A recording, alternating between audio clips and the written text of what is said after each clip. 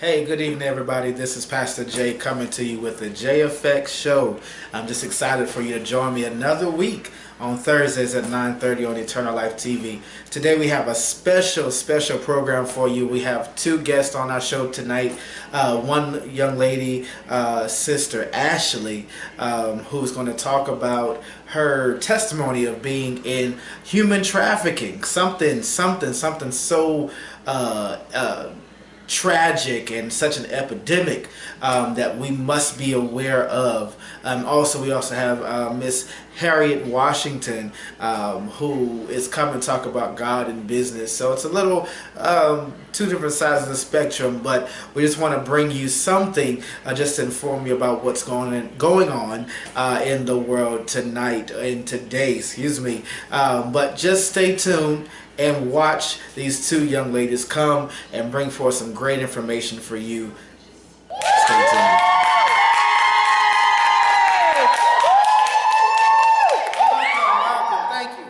Thank you. We welcome you again to the TheJAffect Show. This is an awesome time. I'm glad to be able to come to you into your homes on Thursday nights at 9:30. Tonight we have a special broadcast I want to bring awareness to a severe topic that's going on that a lot of people may not want to talk about or kind of shy away from, but even though it's silent, but it's deadly. And it needs to be said, it needs to be brought to the attention of this world about what's going on, which is mostly human trafficking. There are different things to it, different arenas in it, but I was blessed to be able to have a young lady to come to our ministry to talk about or to have a testimony of being a part of the human trafficking world and have came out of it. Sometimes she'll still deal with it, but that's why her back is turned because of safety and cautious reasons. Excuse me. But I want to share with you her testimony tonight about how she overcame it, and just to bring awareness. All right? So how about you tell us about yourself and who you are and things of that nature? My name is Ashley, and I was born and raised in Jamaica. My mom is Jamaican, my dad is Puerto Rican. I entered the trafficking world when I was around 10 years old by my dad. Spent 10 years in it, and I was in over 20 countries, 6 different continents. It was rough. We have 2 different forms of trafficking. You have the sex trade, and then you have forced labor. I was in both. So I would work for 16 hours a day in the fields, and then come home to the sex trade or prostitution area of it. I escaped when I was 20 by swimming. And believe it or not, South Carolina and Charlotte, they're 2 of the biggest arenas in the South for human trafficking because of the highways and byways. I overcame it, went to CPCC, got my GED in 6 months, and right now I'm going for my bachelor's in business administration, management, more specifically HR, information systems management, and I have a minor in Spanish. Should be getting my bachelor's next May. Hopefully I'll take 2 years off for my master's. Eventually I want to get my PhD. Right now they're web designing for anyone who wants to have a registered trafficking, like anyone who wants to promote it. I do web design for that. I also do t-shirt logos. I also mentor and I tutor math. So even as you're doing all of that, and we're glad that you have came out of that and that it's not as affecting you as much. How do you,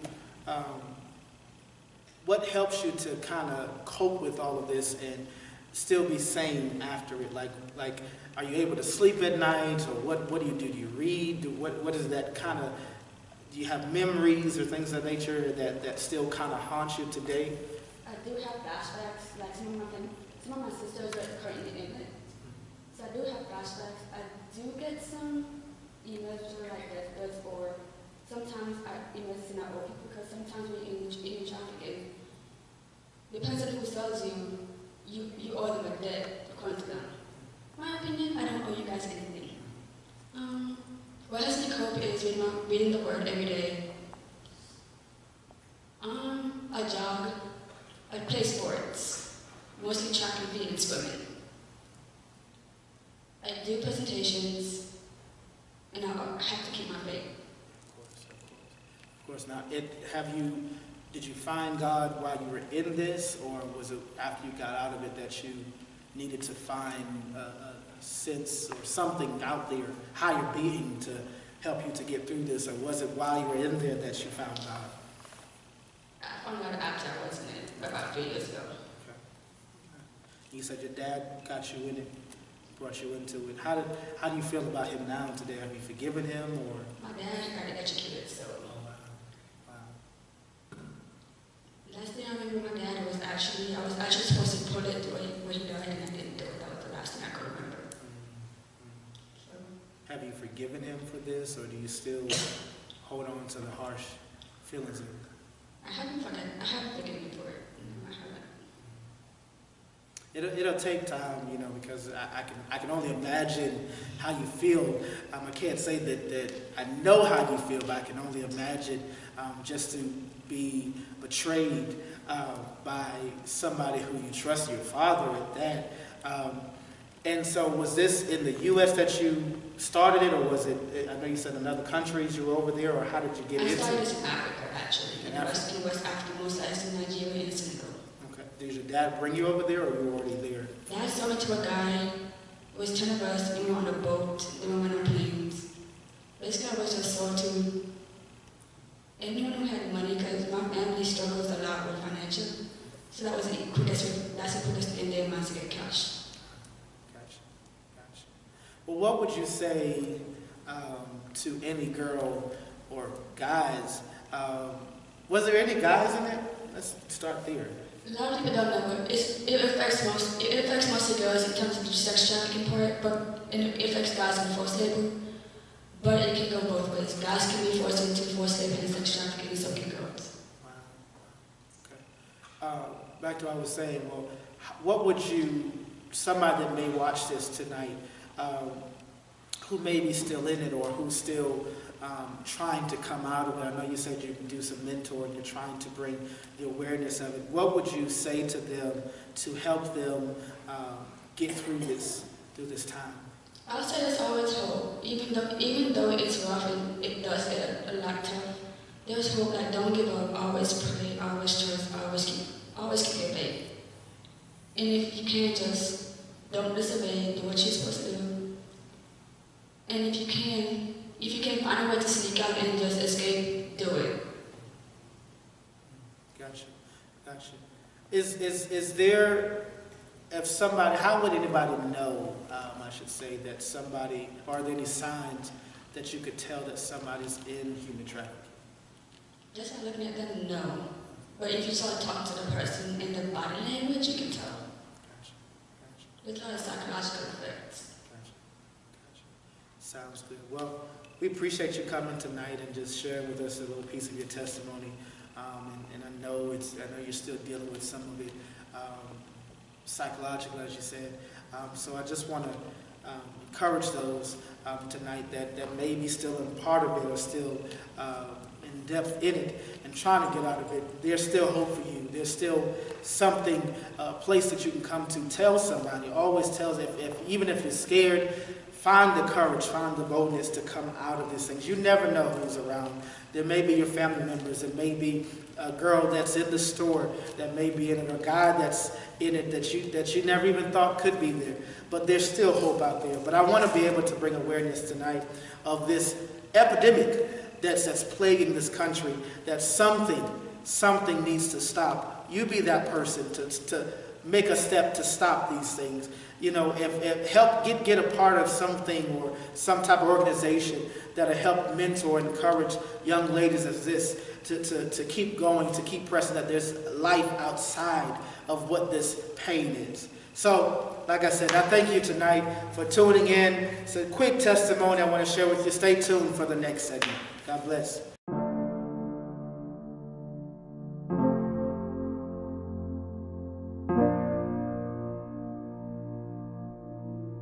My name is Ronald Bennett Jr. My name is Shondella. I'm Kimberly Hill.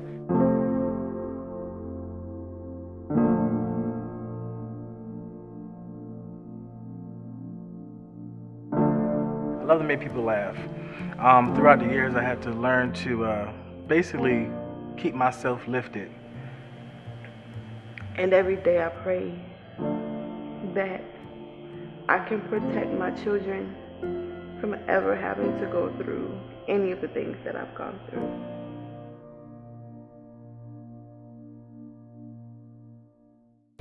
I was known as Ronald the angry guy because I would be in the cafeteria and you said hi to me, I'll curse you out. I am to myself, kind of shy.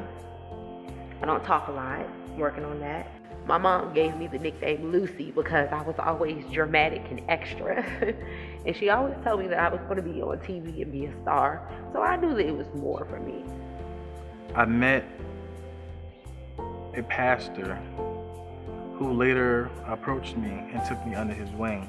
At the age of 4, my mom married someone else. And my father left when I was maybe about 2 or 3. I don't remember how old I was when he left, but I do remember the exact day that he left. Me being a single parent and being young and losing all my people that I had with me really was hurtful. And it made me to be have more walls put up to where I didn't want to let people in. So it was hard for me to form relationships with people. But then, even as that, some things turned sour. My father had on a long black jacket, and we were in an apartment, and he came and he said, "All right, I'll be back. I'm going to run to the store." And he never came back.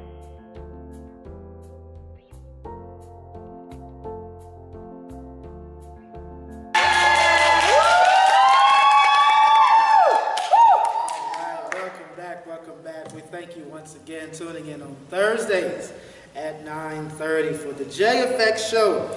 I have a good friend here, Miss Harriet Washington, who is a part of Vacation, an awesome business that you're allowed to just get away and breathe and at the same time get paid for it.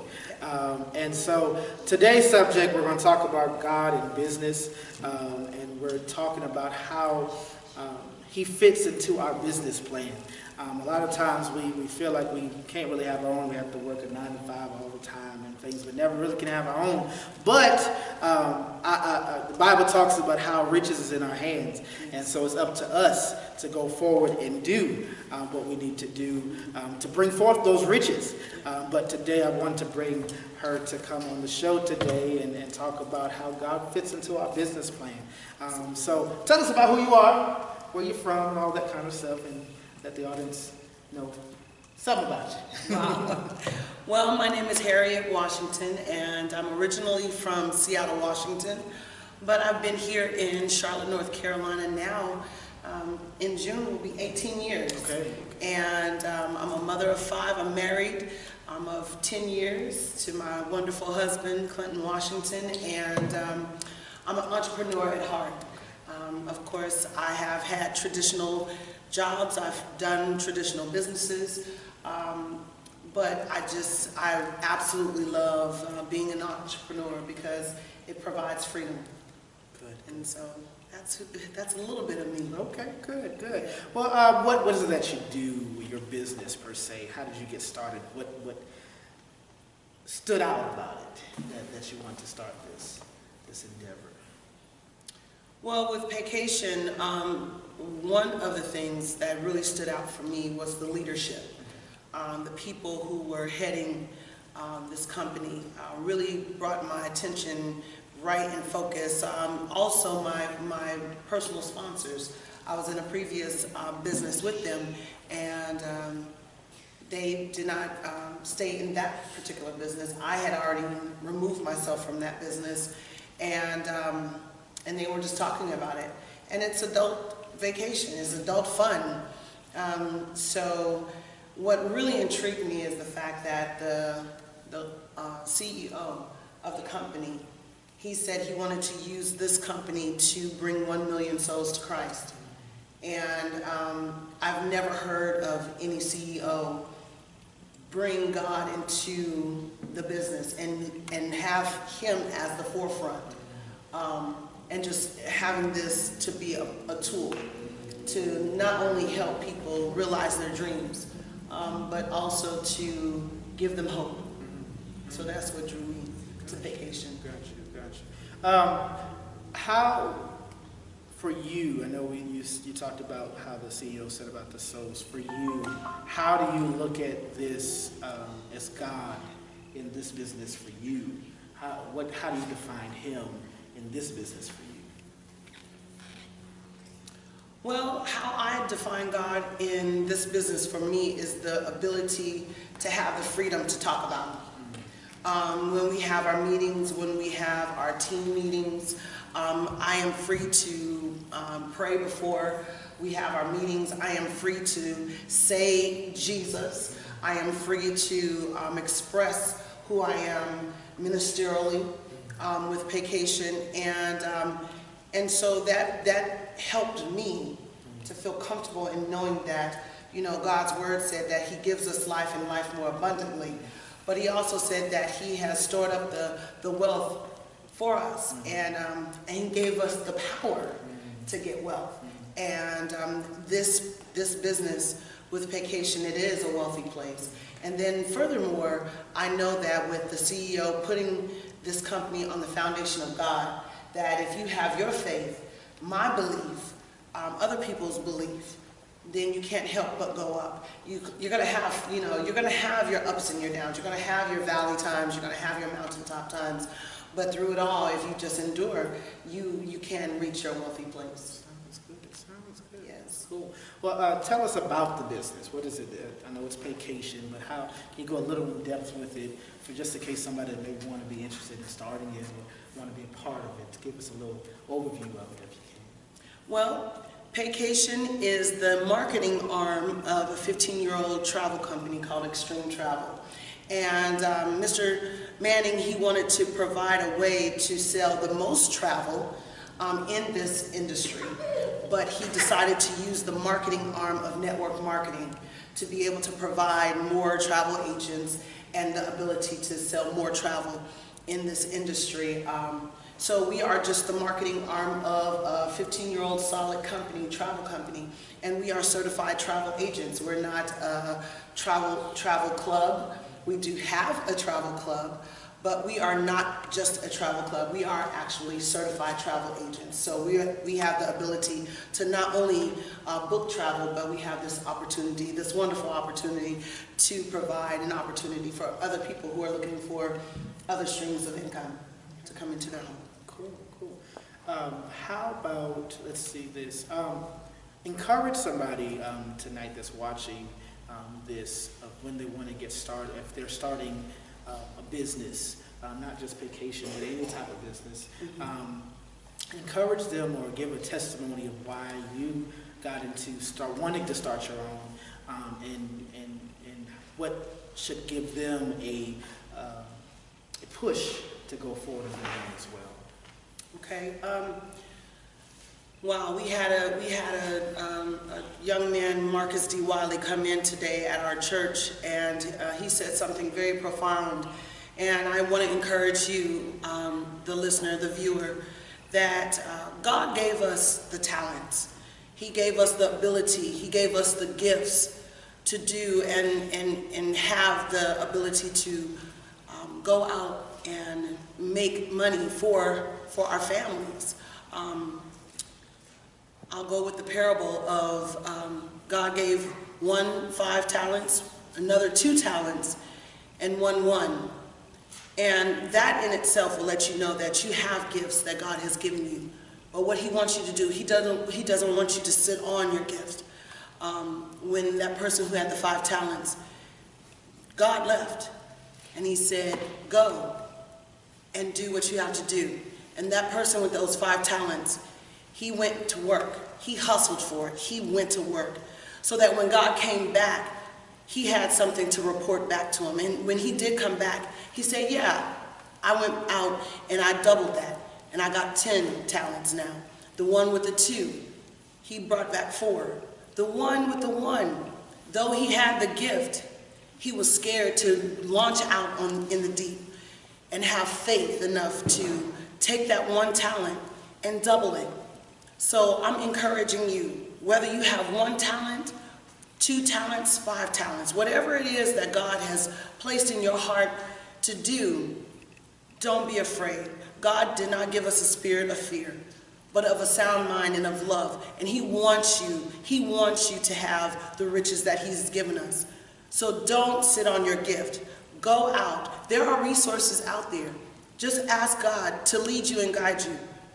He will do just that. He said His word will not come back void. So go out. Don't be afraid. Yes, it's going to be challenging, but the reward is so much greater than just sitting on it, wishing and seeing somebody else take that talent. Because remember, that 1 talent that didn't do anything, God took it from him, gave it to that person who had the 10 talent, because they showed that I'm not afraid. I'm going to hustle and I'm going to go out there and I'm going to get it. So go out there, go get your blessing. And that's what I have. Man, amen. Awesome, awesome. Can we give it?